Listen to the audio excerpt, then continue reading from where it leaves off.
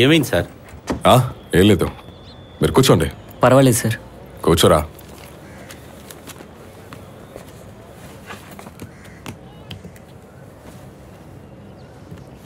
ఇప్పుడు మీరు వెళ్ళండి, ఫైన్ ఏం అక్కర్లేదు.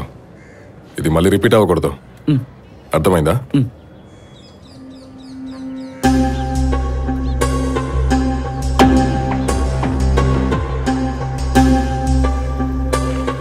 దాన్ని డిలీట్ చేసినా మళ్ళీ రికవర్ చేయించండి. క్లౌడ్ బ్యాకప్ ఫోన్లో ఉంటుంది, కానీ ఇటువంటి దాన్ని పబ్లిక్ ప్లాట్ఫామ్లో నేను అప్లోడ్ చేయలేను. కానీ మీ మీదున్న భయంతోనో గౌరవంతోనో కాదు, నేను దాన్ని అప్లోడ్ చేస్తే మీ ఒక్కరు చేసిన తప్పు డిపార్ట్మెంట్ మొత్తాన్ని తలదించుకొని చేసినట్టు అవుతుంది. రేపు నేను చేరిపోయే ఈ ఫోర్స్లో అటువంటి అవకాశానికి నేను చోటివ్వను. ఏదేమైనా మీరు చేసిన ఈ తప్పుని రియలైజ్ అయితే బాగుంటుంది. అదే మీలో కలిగిన మార్పు. Anyway, thank you so much sir. Nice meeting you. Can I have my phone? Thank you.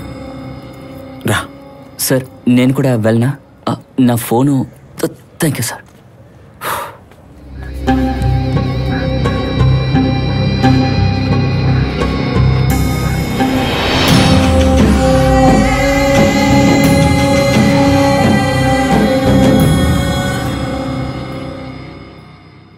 అయినా మేరీ గారి అప్లికేషన్ ఎందుకు రిజెక్ట్ చేశారో నాకు ఇంకా అర్థం కావటం లేదు.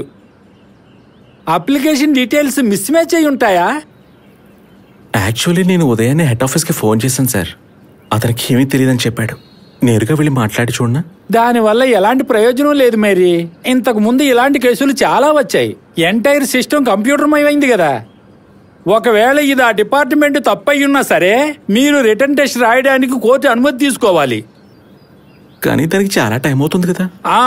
అందుకే మీరు అక్కడికి వెళ్ళి టైం వేస్ట్ చేసుకోకూడదు అంటున్నా. వెంటనే వెళ్ళి లాయర్ని కలవండి. రిటర్న్ టెస్ట్కి ఇంకా 1 నెల అవకాశం ఉంది. నాకు చేతనైన సహాయం నేను కూడా చేస్తాను. అదెలా? నేను ప్రార్థన చేస్తాను. ఈ బ్రిలియంట్ టీచర్కి పేరు తెచ్చే స్టూడెంట్ అయి ఉండాలి మీరు. రాష్ట్రానికే తొలి ట్రాన్స్జెండర్ ఎస్ఐవి.